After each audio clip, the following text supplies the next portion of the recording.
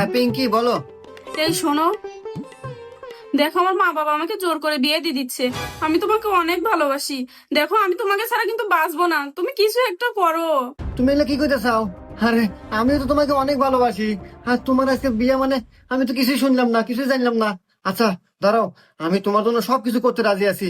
আমি আর তুমি ভাইগে যাবো, ভাইগে যা বিয়ে করবো। তুমি একটা কাজ করো, তোমার বাড়ির পাশে যে বাগানটা আছে তুমি খালি ওই জায়গাটায় আসো। আমি ব্যাগ ট্যাগ গোছায়া রেডি হইয়া আমি আসতেছি। তুমি তাড়াতাড়ি আসবা কিন্তু, হ্যাঁ? আচ্ছা ঠিক আছে, তুমি তাড়াতাড়ি এসো। আপুরে, তোর তো কপাল খুলে গেছে।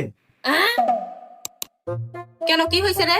আপুরে, শুনলাম দুলাভাই নাকি অনেক বড় লোক, সরকারি চাকরি করে, মাসে 1 লাখ টাকা বেতন পায়। তোক নাকি 10 ভরি স্বর্ণ দিব। আবার শুনলাম বিয়ের পরে হানি মনে নিয়ে যাবো, তাও আবার সুইজারল্যান্ড।